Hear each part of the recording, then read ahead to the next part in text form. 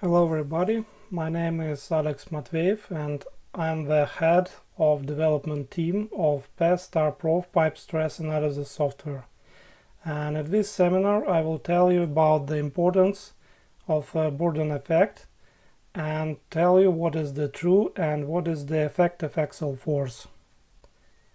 Traditionally, the impact of Bourdon effect is not considered for the steel piping systems because it is not very important. However, for high pressure piping systems or for very long pipelines or for non-metallic piping systems like high density polyethylene, GRE, GRP, FRP piping systems, the Bourdon effect is very important and it should be taken into account during the pipe stress analysis. So PES-StarProf pipe stress analysis software always apply the Bourdon effect to ensure the accuracy of the results and to avoid the human mistakes. Some time ago I decided to create the poll on my LinkedIn account and I asked a question. For example, you had a pipe that is restrained between two anchors. The thermal expansion is zero and the internal pressure is high. The axial force will be compressive, tensile or zero. And the results was following. 32% of people vote for compressive force, 32% of people vote for tensile force and 25% vote for zero. So let me explain you what is the Bourdon effect, and after some time I will tell you the correct answer for this question. Imagine the cantilever pipe with the anchor on the one end and the cap on the other end. Longitudinal elongation of this pipe will be calculated using this equation.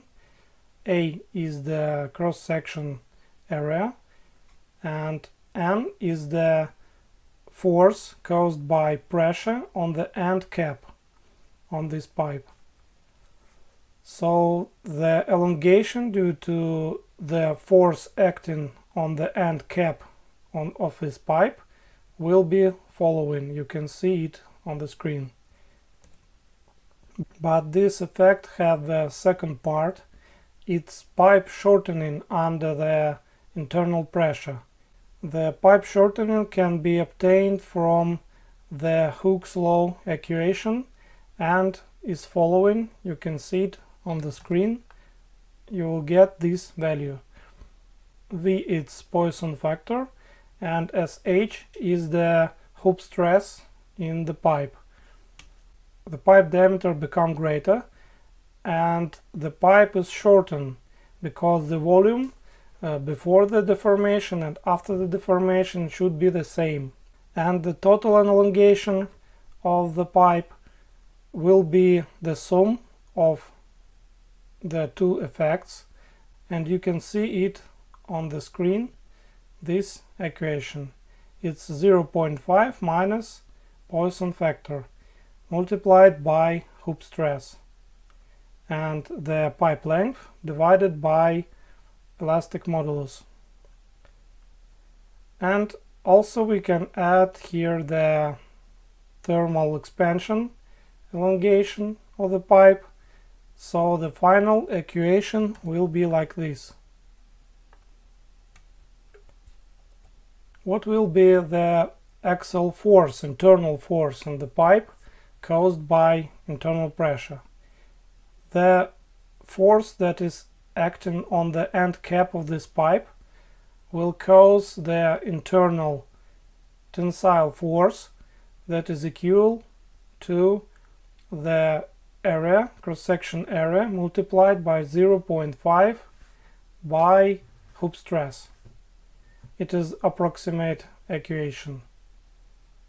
And the anchor load will be zero. How could it be? Let's imagine that our pipe is a balloon that has two end caps, and the pressure that is acting on the left cap and on the right cap are balanced. So the final force on the anchor will be zero. So we have two forces. One force is internal force inside the pipe cross section, and the other force is the anchor load, the load on the anchor, and it is zero in this example. Now let's check the totally restrained pipe. It is the pipe that is restrained between two anchors, absolutely rigid anchors. The pipe internal force will be caused only by the pipe shortening effect. So pipe tends to shorten, but the end anchors doesn't allow it to shorten, and the tensile force arise inside the pipe cross section. The end cap forces are applied to the anchors and totally absorbed by the anchors, so the end cap forces doesn't produce any internal force inside the pipe wall.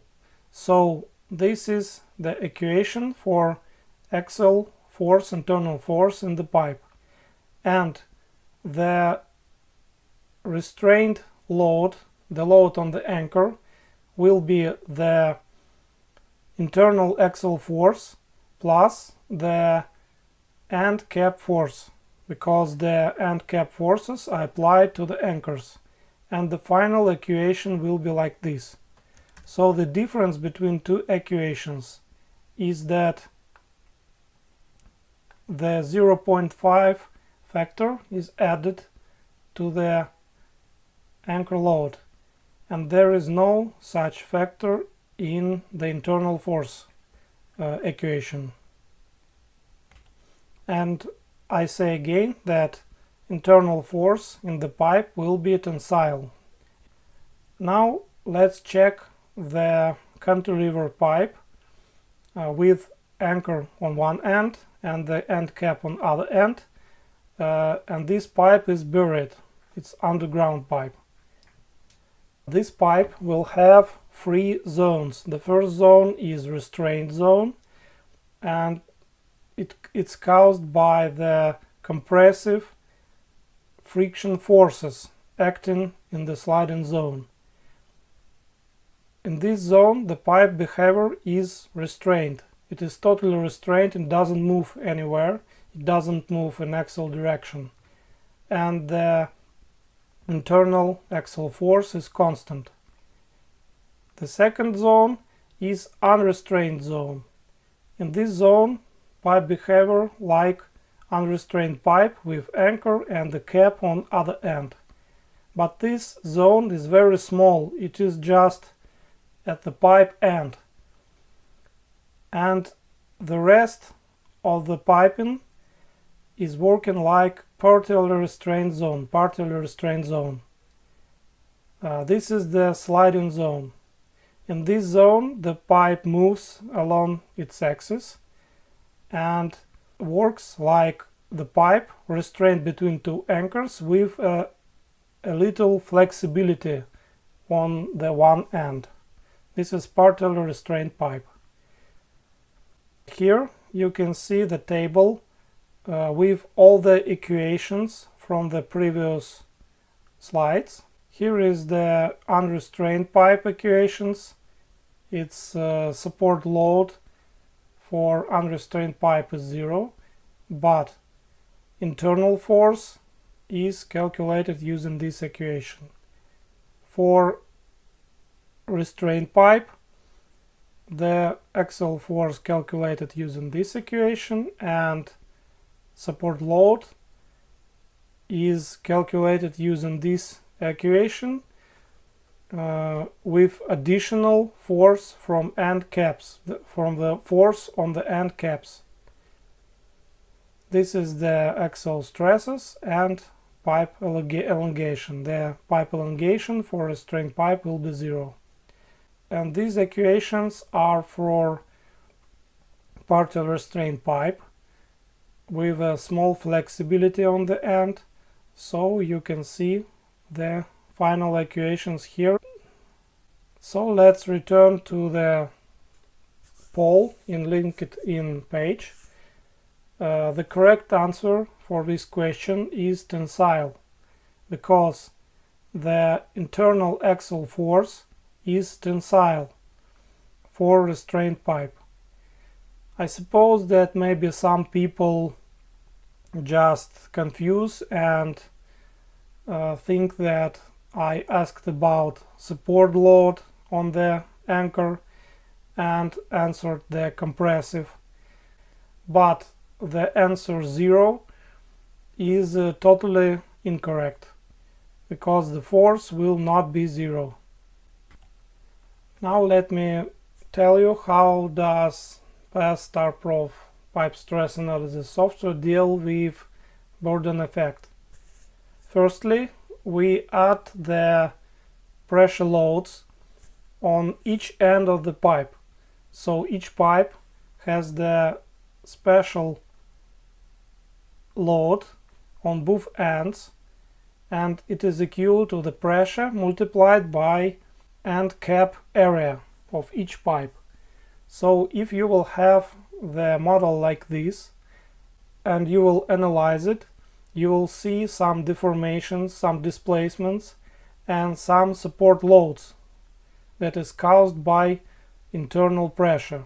For example, if you have the zero thermal expansion, the operation temperature is the same as ambient temperature, but the displacements will not be zero and support loads will not be zero. And for high pressure piping systems, the support loads and stresses caused by Bourdon effect can be significant. And the second part of this effect is the pipe shortening under the internal pressure. To model this, StarProf automatically shorten all the pipes, and this effect is dissimilar to thermal expansion. So the axial deformation is added to each pipe in the piping system to model this second part of Bourdon effect.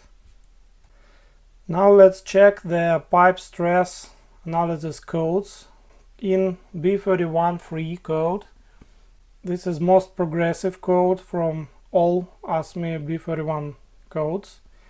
It has the recommendation to use the axial force that include the Bourdon effect, that include the end cap forces. In other codes, for example ASME B41.1 and B41.4 and B41H codes, for unrestrained pipes, axial stresses has the special equation that consider the Bourdon effect, but it consider only end cap force for totally unrestrained pipe. But for example, if we have partially restrained pipe, or for example if we have totally restrained pipe, this equation will be incorrect and we should use 0.3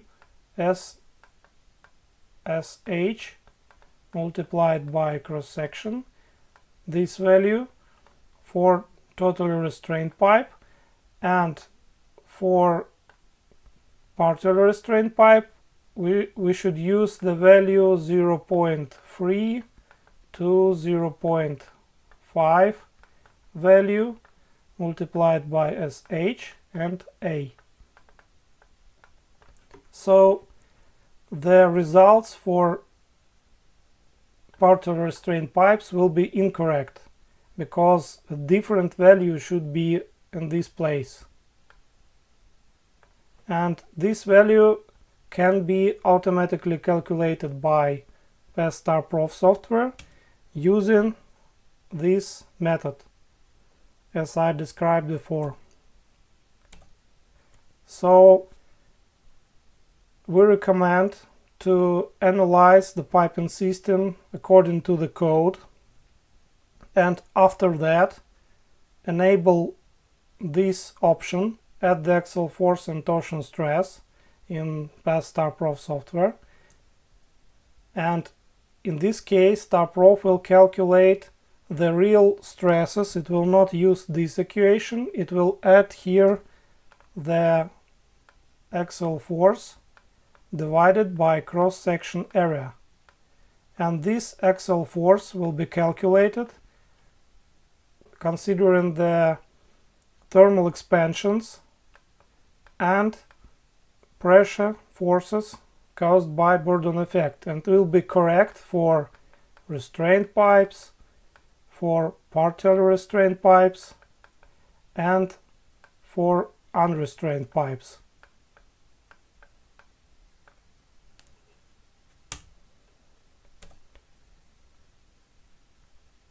As you can see here on this slide, the difference between the code equation and the equation that consider the effect of axial force is totally different.